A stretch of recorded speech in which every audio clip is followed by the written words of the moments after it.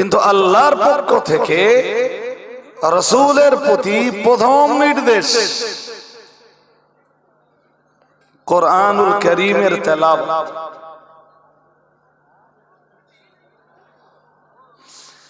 এবং এই নির্দেশ দিয়ে আল্লাহ तमाम বিশ্বের মুসলিম উম্মাহকে কোরআনুল কারীমের তেলাওয়াতের শিক্ষার প্রতি উদ্বুদ্ধ করেছেন। নবী তো এমনি কোরআন তেলাওয়াত করতেন। আরে বাবা, তেলাওয়াতে কোরআনের উপরে যত আমাল, সূরা ইখলাস পড়লে কি ফজিলত, সূরা মুলক পড়লে কি ফজিলত, সূরা তাকাসুর পড়লে কি ফজিলত, সূরা দোহা পড়লে কি বরকত, সূরা কাহাফ পড়লে আল্লাহ কতটা রহমত নাযিল করেন, এ তো উম্মত কিছুই জানত না।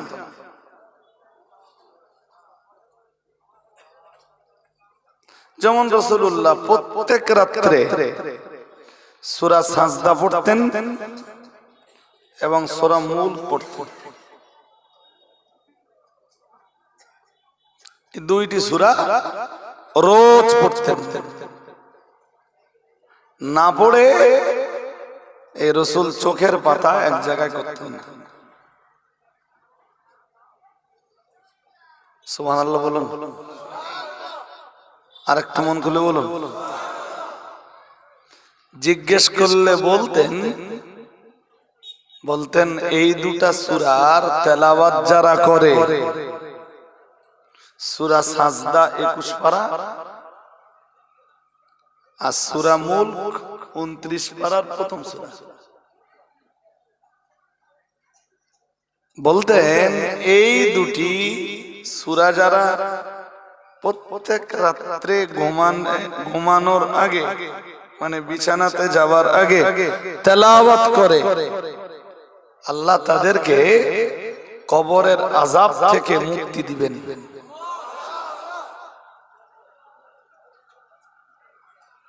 মন এখনো সবার স্থির হয়নি ভাই, মন স্থির হতে হবে।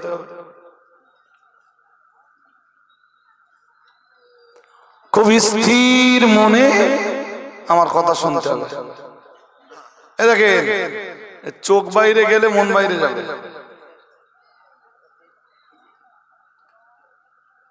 চোখ এই জন্য একটা গুরুত্বপূর্ণ অঙ্গ। যার চোখ ঠিক তার সব ঠিক, যার চোখ ঠিক নেই তার কিছু ঠিক নেই।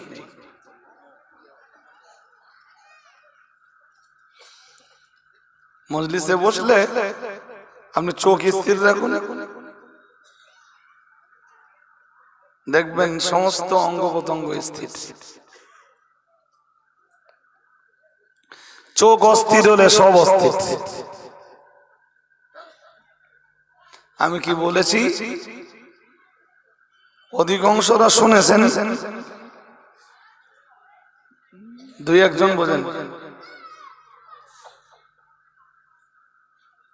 আর this is a vital point. কি রাত্রে বিছানাতে যাওয়ার আগে সূরা সাজদা আর সূরা মুলক,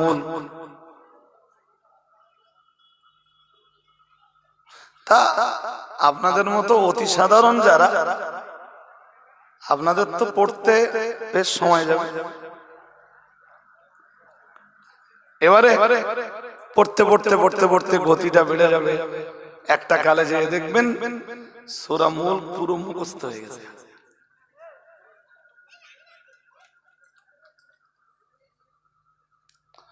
যেমন আল্লাহর কুদরতের কথা ফুটে উঠেছে সূরা মুলকে, তেমন আল্লাহর অসীম শক্তির বর্ণনা ফুটে উঠেছে সূরা সাজদায়।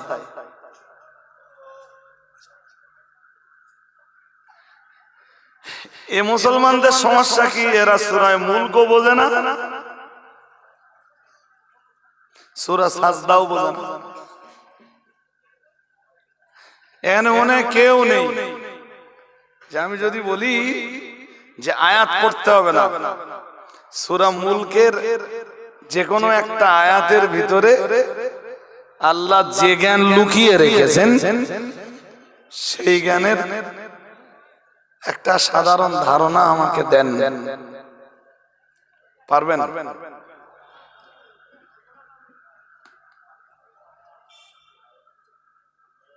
কিচ্ছু বলুন বলুন।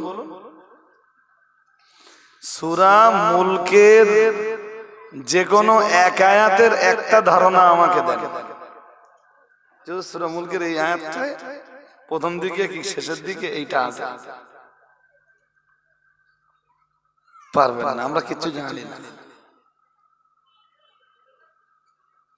মুলক ছেড়ে দেন, সূরা ফাতিহার প্রথম আয়াতে কি আছে আমরা জানি না।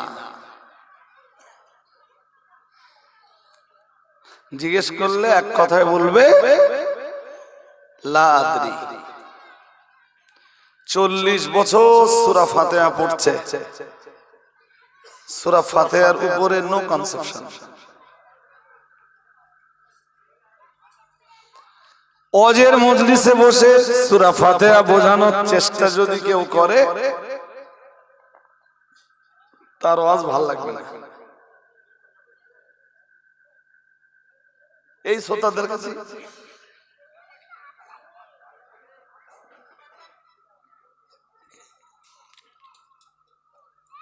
সূরা ইখলাসে কি আছে শ্রোতারা জানে, একদম কমন কমন সূরা। সূরা কাউসারে কি আছে শ্রোতারা জানে না। সূরা ফিলে ওই ওয়ারসালা আলাইহিম তায়রান আবাবিল, আবাবিলটা একটু একটু জানে। হুজুররা ঘটনা বলে তাই আবাবিলটা একটু দেখ, হ্যাঁ না বলবেন তো, বাকি আর কিচ্ছু জানি জানি। কিন্তু কোরআন পড়াও উম্মতের কাজ, কোরআন বোঝাও উম্মতের কাজ। একজন কেউ আলেম হলে তিনি অনেক বুঝবেন, আর আপনি সাধারণ মানুষ হিসাবে একটু কম বুঝবেন, কিন্তু বুঝবেন তো। হ্যাঁ না বলেন,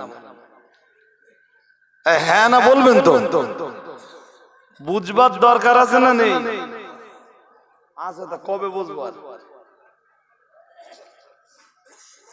মাইন্ডে নেন না। এখন যদি আমি জিজ্ঞেস করি যে আপনি আপনার মতো কোরআন থেকে যে কোনো 5টা আয়াতের জ্ঞানের কথা বলে আমার শোনান, আপনি পারবেন না। আমি দায়িত্ব নিয়ে বলছি, একজন শিক্ষিত মানুষ যদি থাকেন মজলিসে, যারা কোরআনের অনুবাদ, ট্রান্সলেশন, এক্সপ্লানেশন নিয়ে একটু অর্ধেক চর্চা করেন, তাদের ব্যাপার পুরো আলাদা।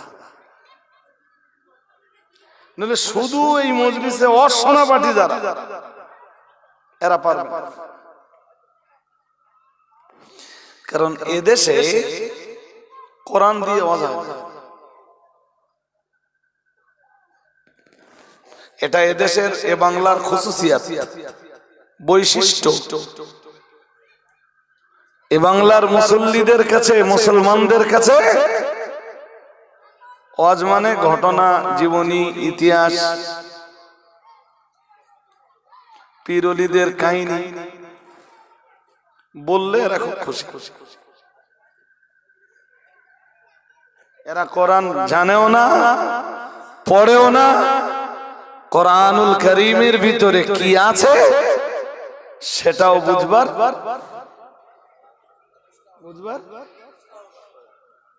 চেষ্টা করতে।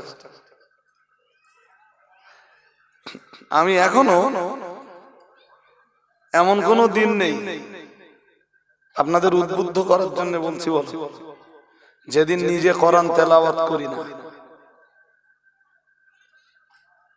তাফসীর যা পড়ি আলাদা, আর প্রত্যেক দিন কোরআনের কিছু না কিছু অংশ তেলাওয়াত করি।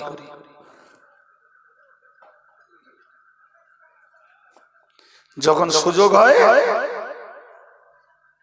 গাড়িতে বিশ্ববরণ্যকারীদের কোরআনের তেলাওয়াত চালিয়ে দেই, যেবার একটু কোরআনের তেলাওয়াত চালা, মনটা একটু ঠান্ডা। প্রায় ভালো ভালো কারি, বিশ্ব শ্রেষ্ঠ কারীদের, ইন্টারন্যাশনাল কারি। আজকে দেখছি এখানে যেমন আধ ঘন্টা কোরআনুল কারীমের কেরাত পরিবেশিত হয়েছে, তাই তো? হ্যাঁ না বলবেন তো? হয়েছে তো? রাসূল সবচাইতে ভালো কোরআন পড়তেন।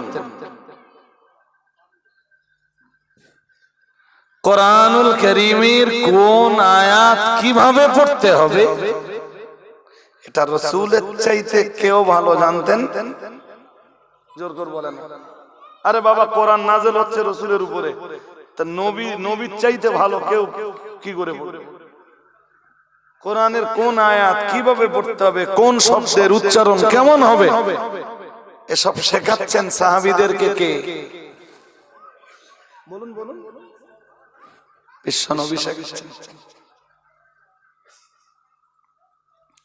একদিন নবী এক সাহাবীকে বললেন ইকরা আলাইয়া, নবীজি বললেন তুমি আমাকে একটু কোরআন শোনাও। সুবহানাল্লাহ, একটু কোরআন শোনাও। সাহাবী বললেন কাইফা আকরাউ আলাইকা আল কোরআনু ইয়ানজিলু আলাইক। ইয়া রাসূলুল্লাহ, ইয়া হাবিবাল্লাহ, হুজুর কেমনে আমি আপনাকে কোরআন শোনাবো? হুজুর, কোরআনুল কারীম তো আপনার উপরেই নাযিল হয়েছে, तमाम দুনিয়ার মানুষকে আপনি তো কোরআনুল কারীম পড়তে শিখিয়েছেন। হুজুর, আমি আপনাকে কেমনে কোরআন শোনাবো? মুহাম্মাদুর রাসূলুল্লাহ সাল্লাল্লাহু আলাইহি ওয়াসাল্লাম সাহাবীর প্রশ্নের জবাব দিতে যে বললেন, ও সাহাবী, কোরআন আমার উপরে নাযিল হয়েছে, আমি তোমাদেরকে কোরআন শুনিয়েছি, আমি তোমাদেরকে কোরআন শিখিয়েছি, কিন্তু এরপরেও তোমরা মনে রাখো ফাইন্নী উহিব্বু আন আসমাআহু মিন গায়রি আও কামা ক্বালা আলাইহিস সালাম। বুখারী শরীফের হাদিসের বয়ানে এসেছে আল্লাহ পাকের রাসূল বললেন, কারণ আমি মুহাম্মাদুর রাসূলুল্লাহ সাল্লাল্লাহু আলাইহি ওয়াসাল্লাম আমি নিজেও তো আল্লাহর কোরআনের তেলাওয়াত অন্যের কাছ থেকে শুনতে পছন্দ করি। কোরআন আমার উপর নাযিল হয়েছে, কোরআন আমি তোমাদের শিখিয়েছি, এরপরও বলছি আমি অন্যের কাছে কোরআন শুনতে খুব পছন্দ করি। সুবহানাল্লাহ। আর একটু মন খুলে বলুন, একজন মুমিনের কাছে, মুসলমান ঘরের একজন সন্তানের কাছে কোরআন শুনতে পছন্দ হওয়া উচিত। কাজ কাম নেই, ওভার টাইম, ফাও মোবাইল টিল না ঘেটে একটু কোরআন শোনা।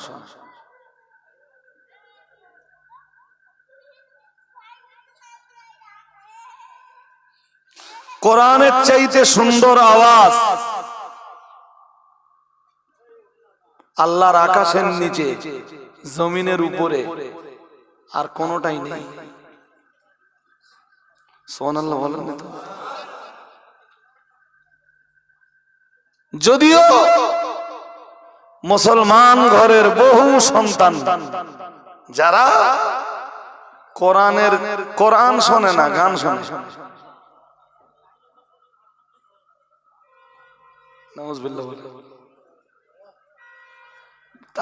তাদের চিন্তায়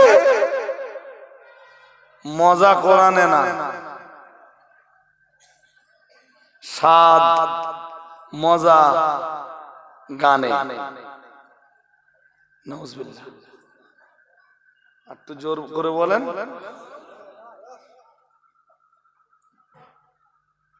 অথচ গান ইবলিসের পক্ষ থেকে, কোরআন বলুন আল্লাহর পক্ষ থেকে।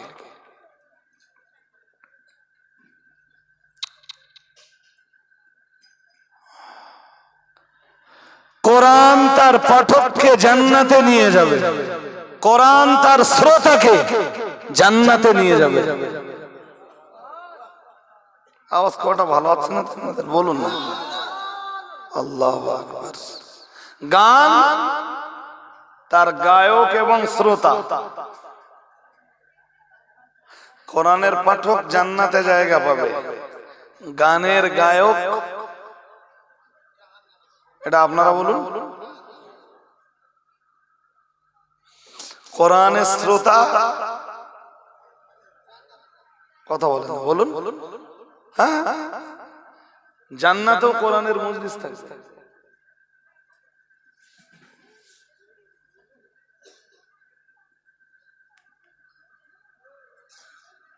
গানের শ্রোতার জায়গা জাহান্নাম, কোরআনুল কারীমের শ্রোতার জায়গাটাও আল্লাহর জান্নাত।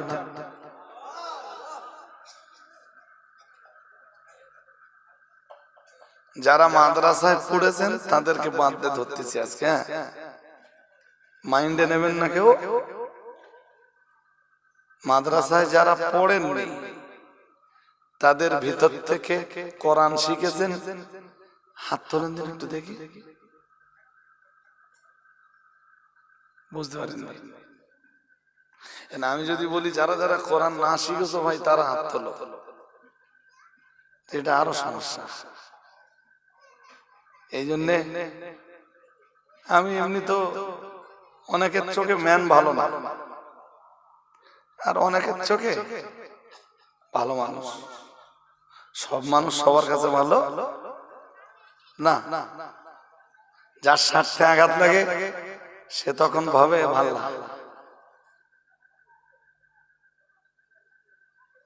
তা আপনারা আমারে ভালো ভাবেন খারাপ ভাবেন ভাবতে পারেন, একটা লোক সবার কাছে ভালো হয় না, এই হিসাব এই অঙ্ক আমারও আছে। এরকম কোন মাদ্রাসায় পড়েননি, হেফজখানা, খারিজি, সিনিয়র কোন মাদ্রাসায় পড়েননি, বাট পরে কোরআনটা শিখে নিয়েছেন। একটু হাত তোলেন।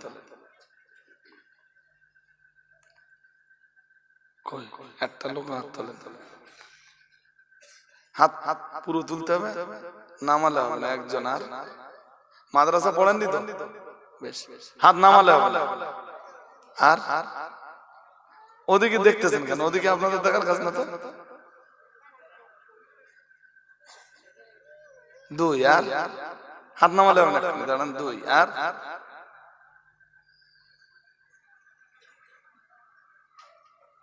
হাত নামান। দুইজনের হাত উঠেছে মজলিসে, এতটা লোক বসেছি কোরআনের মজলিসে। কারি আসহাবুল হক,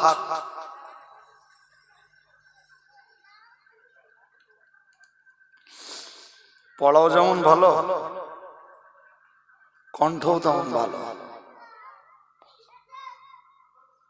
আলহামদুলিল্লাহ বলুন। আল্লাহ তার হায়াত কিসমতকে দারাজ করে দেন, বলেন আমিন, বলেন আমিন। তার কাছেও কোরআন শুনেছেন,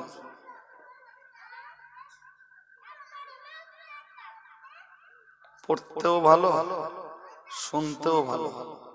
আরে বাবা, এই যে পৃথিবীতে সেকেন্ড কোনো বই নেই যে বইটার দিকে খুলে তাকালেও সওয়াব হয়। সুবহানাল্লাহ হয় না? এক্সেপ্ট কোরআন পড়তে পারেন না, এই যে খুলে রেখেছেন, খুলে দেখছেন, দেখছেন আর বলছেন না আমি তো জাহেল নাদান, চেষ্টাও করিনি কোরআন বুঝবার। আপনি এতে যা যা বলেছেন সব সত্যি, সব পুরো অন্ধকারে পড়ে, ওতেও সব। এর নাম কোরআন।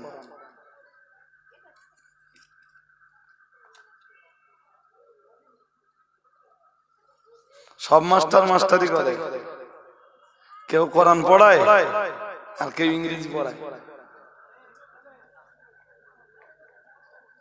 শুনছেন নাকি? কেউ কোরআন পড়ায় আর কেউ এই কিছু দূর গেলে সোয়ানি মাদ্রাসা আছে না, এই বাচ্চা ছোট ছোট সব বাচ্চা কাচ্চা গুলো এত চিল্লাচিল্লি করে কেন? এমনি আমার কথা বলতে কষ্ট হচ্ছে।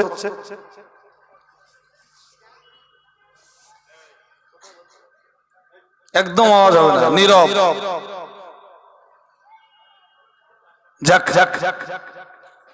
তো কেউ ভূগোল পড়ায় মোল্লা গান, কেউ ভূগোল পড়ায়, কেউ ভারতের ইতিহাস পড়ায়, আর কেউ তফসির পড়ায়। আমি আপনারা অন্য মনস্ক হলে হবে না, ওই বাচ্চার দিকে মনে দিলে হবে না। আমি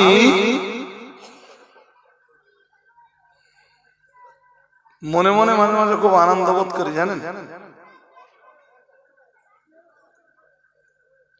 যে কোরআন পড়ায় ও মাইনে পায়, আবার যে ইতিহাস পড়ায়, ইংরেজি পড়ায়, অঙ্ক শেখায়, সেও মাইনে পায়।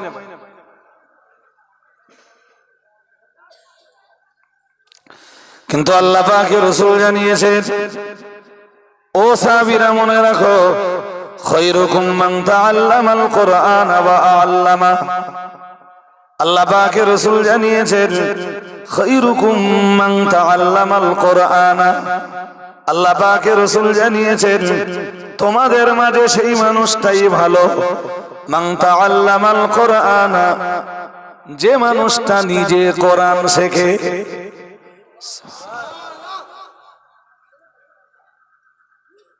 যে কোরআন শেখে, শিখছে, শেখার চেষ্টা করছে, রাসূলের ভাষায় সে ভালো।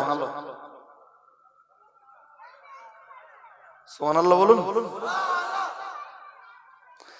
কারণ কোরআনুল কারীম এমন এক কিতাব, যে কিতাবের ব্যাপারে মহান আল্লাহ নিজেই জানিয়েছেন, হুদা ওয়া রাহমাতাল লিল মুহসিনিন।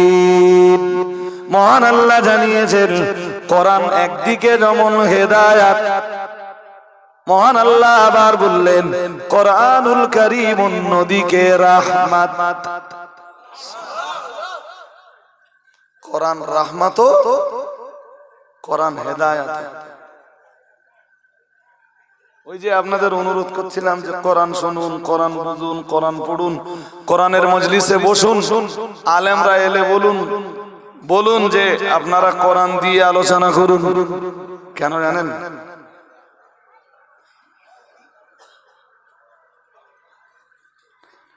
আল্লাহ পাকের কোরআন জানিয়েছে, 9 পারা সূরা আরাফের 204 নম্বর আয়াতে মহান আল্লাহ জানিয়েছেন, ওয়াইদা কুরিয়াল কুরআনু ফাসতামিউ লাহু। আল্লাহ পাক রব্বুল আলামিন জানিয়েছেন, আর যে মজলিসে আল্লাহর কোরআন আলোচনা হয়, আল্লাহ পাক রব্বুল আলামিন জানিয়েছেন, ওয়াইদা কুরিয়াল কুরআনু, আর যখন কোরআন তেলাওয়াত হয়, যখন কোরআন পাঠ করা হয়, যখন কোরআনের কোন মজলিসে এক্সপ্লানেশন হয়, কোরআনের অনুবাদ কিংবা বিশ্লেষণ করা হয়। মহান আল্লাহ জানিয়েছেন, তোমরা যদি ওই মজলিসের শ্রোতা হও ফাসতামিউ লাহু, মহান আল্লাহ জানিয়েছেন আমার কোরআনকে তোমরা মনোযোগ দিয়ে শোনো। কোরআনের তেলাওয়াত হলে আল্লাহর হুকুম মন দিয়ে জোর করে বলেন। এই জন্য আমরা ইমামের পিছনে কেরাত পড়ি না। কথা বোঝে না বোধহয়? আরে বাবা বলছি কি, আপনারা যখন মাগরিবের নামাজ পড়তেছেন ধরুন, তা ইমাম কেরাত পড়তেছে, আপনারা পড়েন কেন? পড়েন না কেন? বলুন বলুন বলুন। আরে বাবা তা পড়েন না, তার দলিল লাগবে না?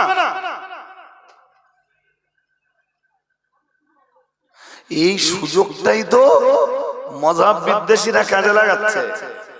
ওরা এই মোবাইলে বাংলা হাদিস খুঁটে বার করে জনগণকে দেখাচ্ছে আর বলছে এই দেখো এই হাদিসে আছে যে ইমামের পিছনে কেরাত পড়া লাগবে।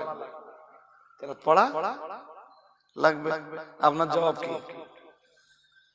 আপনার প্রথম জবাব 9 পারা সূরা আরাফের 204 নম্বর আয়াত। আল্লাহ কি বলেছেন? যখন কোরআন তেলাওয়াত হয় ফাসতামিউ লাহু, তোমরা কি করো? মনোযোগ দিয়ে। তো মনোযোগ দিয়ে শুনতে গেলে আর পড়লে হবে? কথা বলেন, পড়লে হবে? হবে। আর শুধু ওখানে ওই পর্যন্ত বলে ছেড়ে দেননি আল্লাহ, পরের হুকুমটা দিয়েছেন ওয়াংসিতু, নীরবতার ভূমিকা পালন করো। শুনতেও বলেছেন মনোযোগ দিয়ে, নীরবতাও পালন করতে বলেছেন। মনোযোগ দিয়ে শুনতেও বলেছেন যিনি, যেখানে কোরআন তেলাওয়াত হয় তিনি আবার বলতেছেন নীরবতা পালন করো। সুবহানাল্লাহ। আরেকটু, এই জন্য আমরা মনোযোগ দিয়ে শুনি এবং কি নীরব থাকি না সরব হই। কথা কয় না? আচ্ছা এই শ্রোতাদের আমি কি করবো যাবো? আমি তো একটা ভাইটাল মশলা বলছি ওই আয়াত থেকে মার করা। হানাফিরা ইমামের পিছনে কেরাত পড়ে না কেন? তার জবাব কি? তার জবাব এইটা, কোরআনের তেলাওয়াত হলে আল্লাহ মনোযোগ দিয়ে শুনতে বলেছেন। আর কি বলেছেন? কথা বলেন। বলতে হবে, এত দেরি হচ্ছে কেন? 2 নম্বরে কি বলেছি? তাহলে তো আপনাদের মনোযোগ নেই। নীরব থাকতে বলেছেন, নীরবতা পালন করতে বলেছেন। তা আমি নীরব থাকবো, আবার আমি নীরব থাকবো মানে তো আমি পড়তে পারবো না, আমার তো পড়লে চলবে না।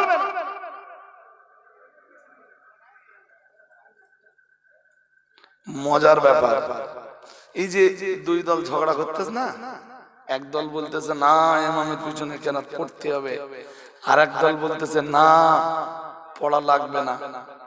সেটা আমরা সেই দল হানাফি মাযহাবের অনুসারী। আমাদের ইমাম সাহেব বলেছেন ইমামের পিছনে কেরাত পড়া চলবে না।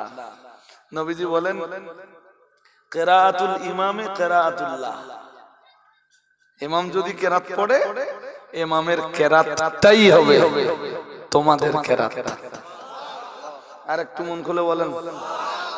ওরাও দলিল দিচ্ছে লা সালাতা ইল্লা বিফাতিহাতিল কিতাব, সূরা ফাতিহা ছাড়া নামাজ। তোমরা যারা পড়তেছ না সূরা ফাতিহা এর পিছনে, তোমরা নামাজ কেমনে হবে?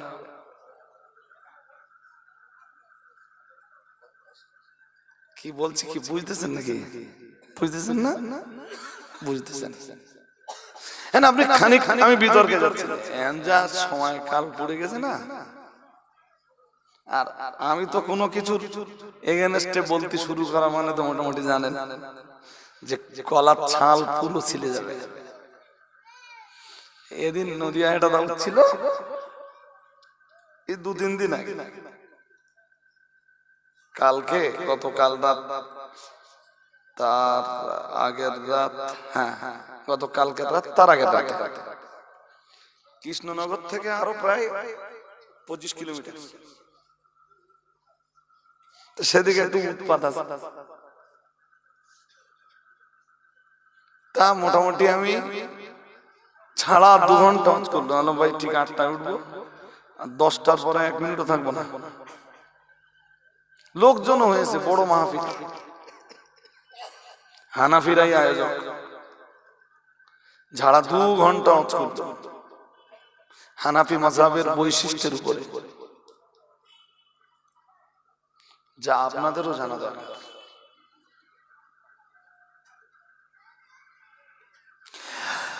আমরা ইমাম আবু হানিফাকে অনুসরণ করি ঠিক, কিন্তু ইমাম আজমের প্রত্যেকটা মাসলাকের পক্ষে কোরআন সুন্নাহের দলিল আছে। সুবহানাল্লাহ বলেছেন, তা বড় স্লো, খুব ভালো হয়নি, বলো এবারে শ্রোতা হবে, শ্রোতা কত কনফিডেন্ট হবে, শ্রোতা কত সতেজ হবে। আমি বেশিক্ষণ ওয়াজ করবো না, ওদিক দিয়ে আপনারা পরিষ্কার থাকুন। তা এসছি যখন, কিছু কথা তো আপনাদের অন্তত শুনতে হবে, আর নইলে আমার এই ঠান্ডায় কষ্ট করে আসে। আপনাদের মতো না, বাড়ি আমাদেরও বউ বাচ্চা, ভাই বোন, আব্বা না থাকলেও মা আছে, কোন রাত্রের বাড়ি থেকে হর রাত্রে তো বাইরে বাইরে। মাও মাঝে মাঝে বলে যে তুই নাই দাউদ পত্র একটু কম নেই, এত দাউদ তুই নিস কেন? 2-1 দিন সকাল 7টা বেজে যায় বাড়ি যেতে, মা একটু বকাঝকা করে। হ্যাঁ, মাঝে দিতে হবে না। তা মায়ের মন, দাওয়াত লাস্ট যে জায়গায় দাওয়াত ছিল সেটা না নিলে কি হতো?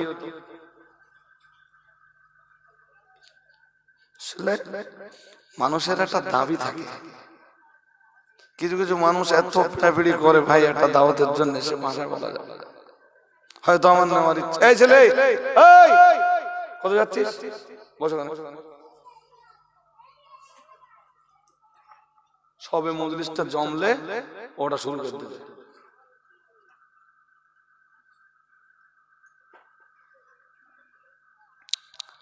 তো হানাফি মাযহাবের যত মাসলাক আছে, প্রত্যেক মাসলাকের পিছে কোরআন সুন্নাহের দলিল আছে। সবাই মিলেমিশে বলেন। আমরা আবু হানিফার ব্যক্তিগত কোনো মতকে অনুসরণ না, যদি খুব দরকার হয় বসিরহাট হুজুরের লেখা কিতাবটার নাম নাসরুল মুজতাহিদিন, বইটা পড়ে নেবেন, খুব ভাইটাল বই। হানাফি মাযহাবের কোন মাসলার কোন দলিল, আমি তো বসিরহাট হুজুরের কিতাবটাই বলছি, কোনটা ইমামের পিছনে কেরাত পড়া না পড়া।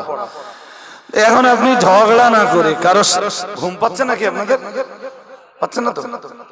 এখন আপনি একদম ঝগড়া না করে খানিকক্ষণের জন্য ধরে নেন, যারা সূরা ফাতিহা পড়ছে ওরা একটা হাদিসের আমল করছে, আমরা যারা সূরা ফাতিহা ইমামের পিছনে পড়ছি না আমরাও একটা হাদিসের আমল করছি।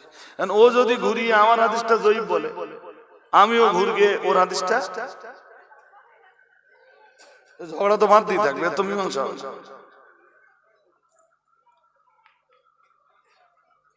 কথা কি বুঝতেছেন নাকি?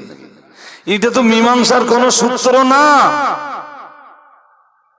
আর ওরা তো আমাদের মানিত হাদিসগুলোকে, আমাদের পালিত হাদিসগুলোকে সব জয়ীফ বলে, কোনটা জয়ীফ বলে, কোনটা মাতরুক বলে, কোনটা মুনকার বলে, কোনটারে বলে জাল, আমাদের সহি কিছু নেই। আর ওরা যা করে সব বলে না, যা করে সব।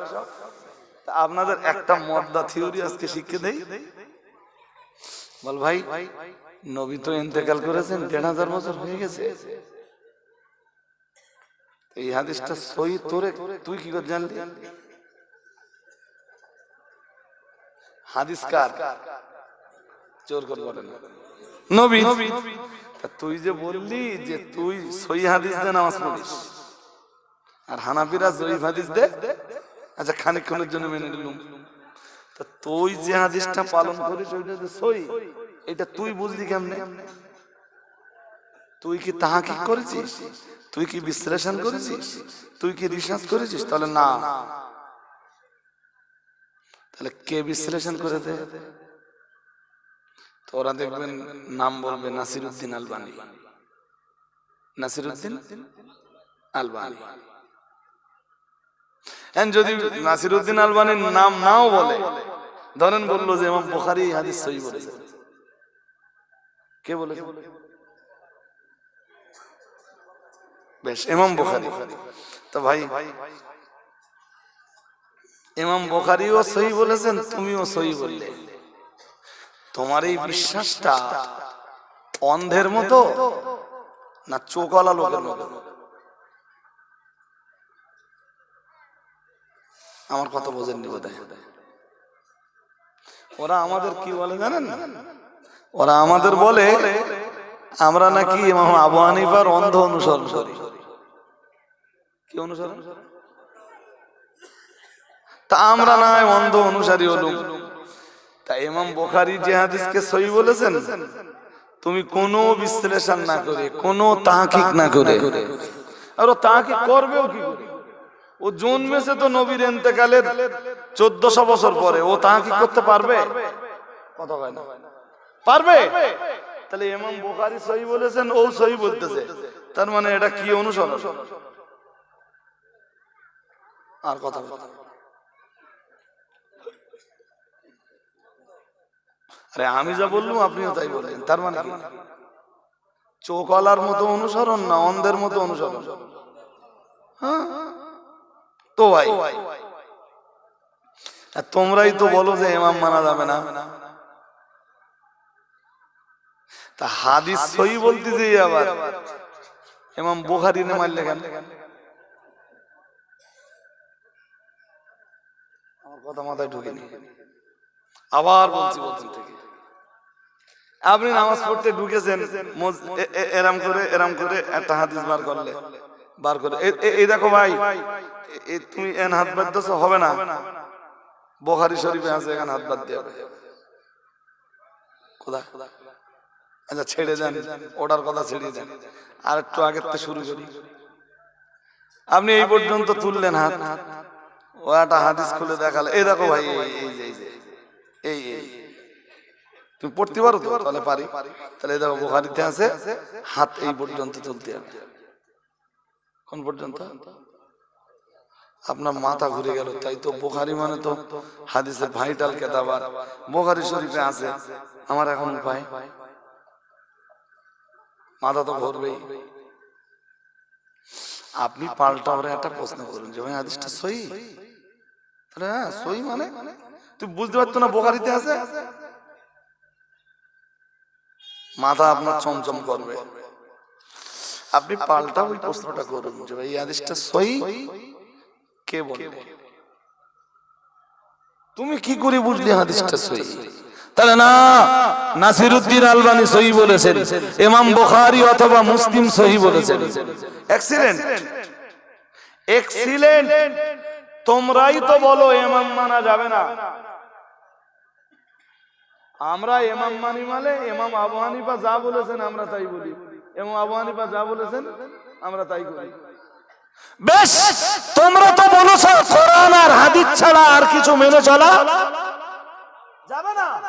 তাহলে এই হাদিসটা সহিহ বলেছেন ইমাম বুখারী, ইমাম বুখারী সহিহ বলেছেন, তুমিও সহিহ বলতেছো, তার মানে ইমাম বুখারী তো তোমার ইমাম হয়ে গেলেন।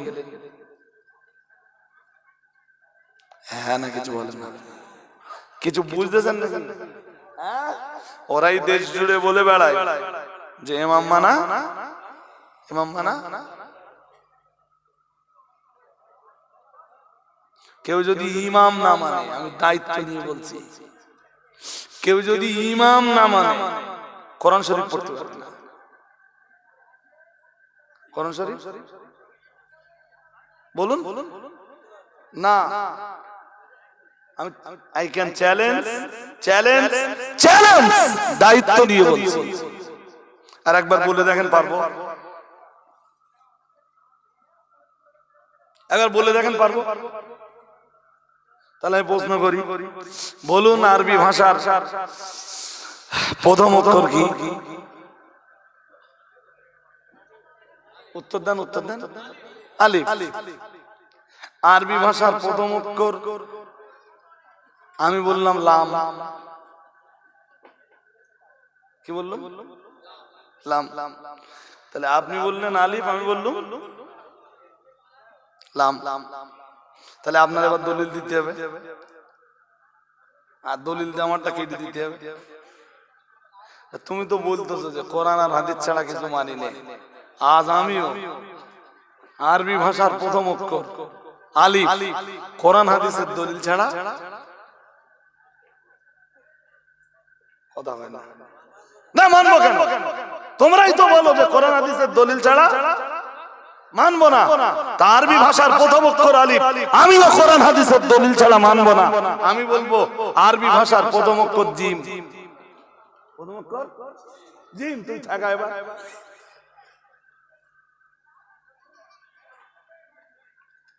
আসলে আরবি ভাষা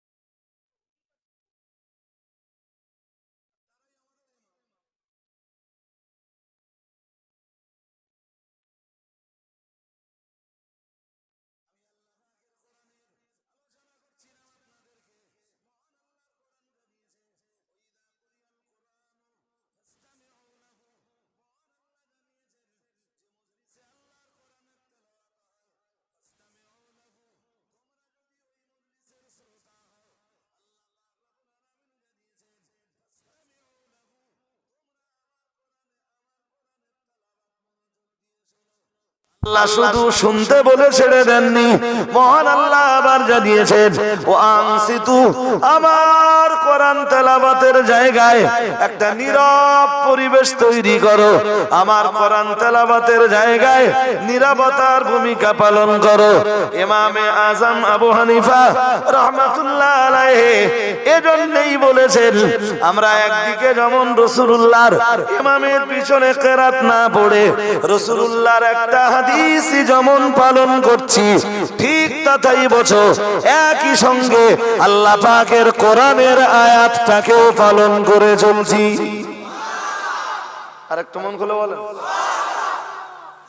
আমরা একদিকে হাদিসও পালন করছি, কোরআনও, ইমামের পিছনে কিরাত না পড়ে নবীর হাদিসও মেনে চলছি, কোরআনও, জোর করে বলে না, কোরআনও।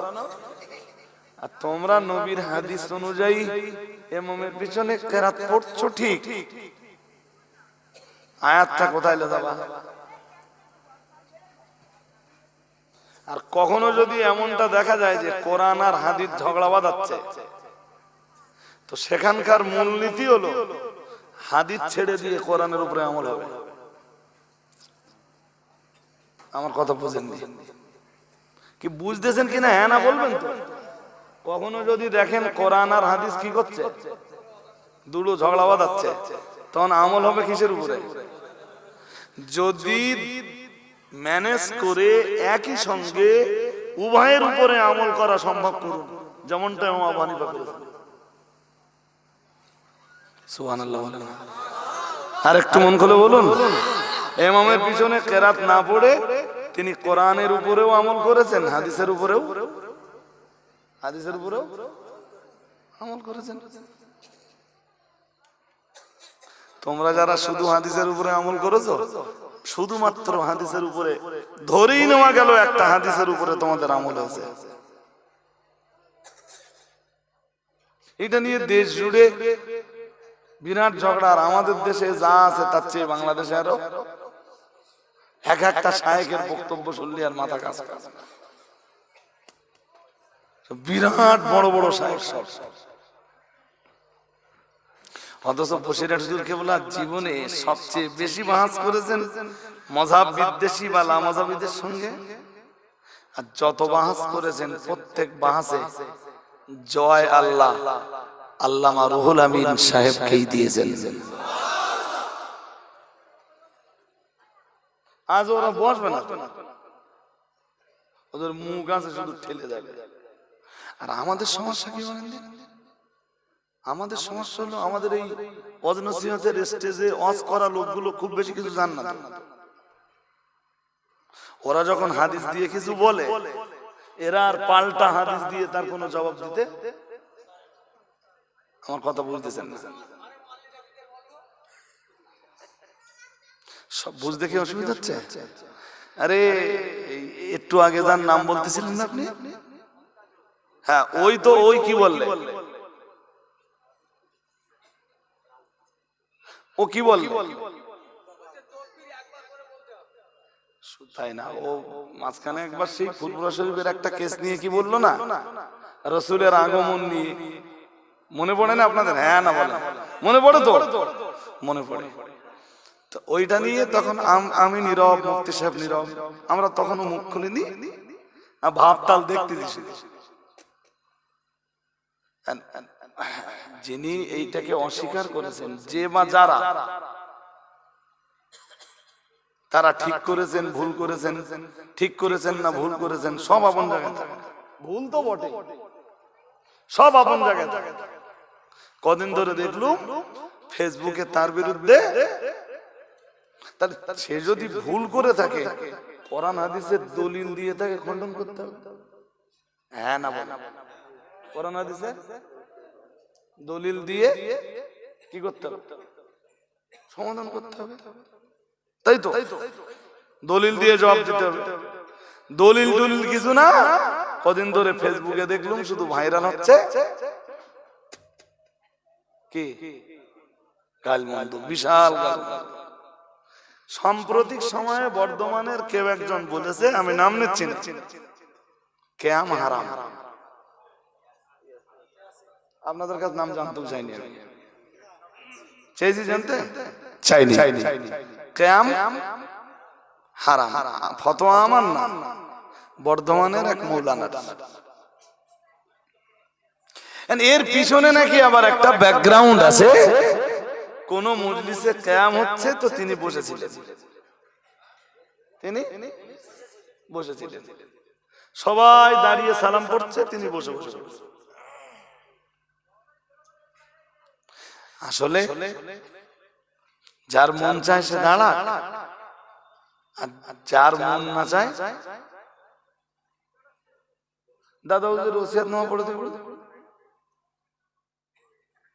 কেউ না করতে চাইলে জোর করো না, কেউ কিয়াম করতে চাইলে হাত ধরে টেনে বলুন বসিয়ে দিও না। দাদা পীর কেবলা বলেছেন কিয়াম মুস্তাহাসান, করলে সওয়াব, না করলে গুনাহ। বাট হারাম ফতোয়া দেওয়ার অধিকার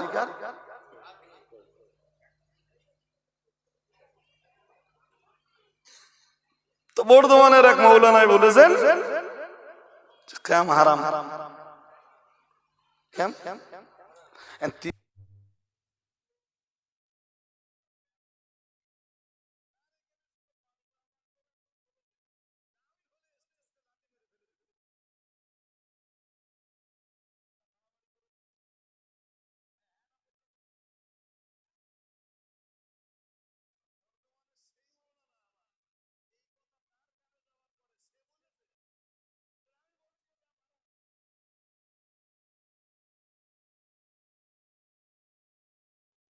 হারাম বলতে গেলে দু রকমের দলিল লাগে। প্রথম লাগবে কাতঈউস সুবুত, বুঝবেন না আপনারা, আবার বোঝাতে গেলে আপনাদের অনেক সময় যাবে। প্রথম দলিল লাগে কোন জিনিসকে হারাম বলতে গেলে কাতঈউস সুবুত। আপনারা হয়তো অনেকে উচ্চারণই করতে পারবেন না, এর মানে হলো অন্যভাবে বলছে, ডাইরেক্ট কোরআনের নস, কোরআন থেকে দলিল। যেমন মদ হারাম, ইন্নামাল খামরু ওয়াল মাইসিরু ওয়াল আনসাবু ওয়াল আসলামু রিজসুম মিন আমালিশ শাইতান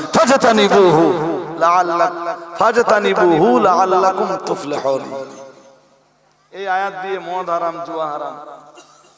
যেমন জিনা হারাম, ওয়ালা তাকরাবুজ জিনা ইন্নাহু কানা ফাহিশাতাও ওয়া সাআ সাবিলা। কোরআনের নাস লাগবে হারাম বলতে গেলে। আমি কি বলছি বুঝতেছেন নাকি? যেমন গান বাজনা হারাম, কোন আয়াত দিয়ে?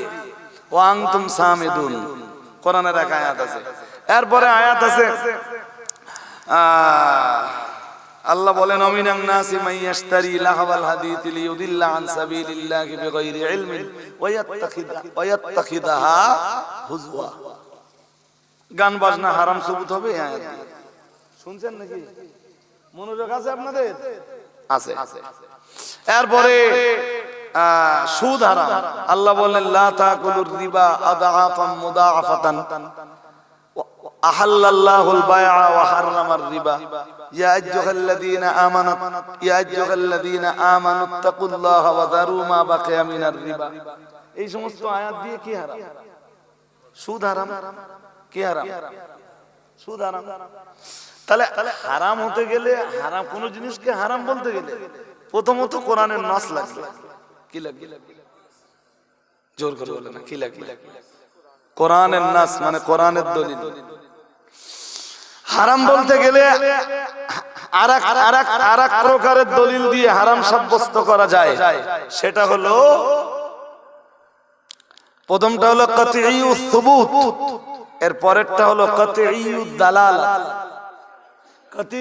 কাতঈউদ দালালাত হলো খবরে মুতাওয়াতির হাদিস। কি হাদিস? মুতাওয়াতির হাদিস। এ মন থাকবে না আপনাদের, ফাবুক্তি জীবনে কি হাদিস লাগবে? মুতাওয়াতির হাদিস। মানে যে হাদিসকে প্রত্যেকটা যুগে এত অধিক সংখ্যক বর্ণনাকারীতে বর্ণনা করেছেন, যে যাদের পক্ষে মিথ্যার উপরে ঐক্যবদ্ধ হওয়া অসম্ভব। মনে করুন সাহাবীদের যুগে 50 জনে বর্ণনা করেছে, কতজন? ওইটা তাবেঈদের যুগে এসে 100 জনে বর্ণনা করেছে।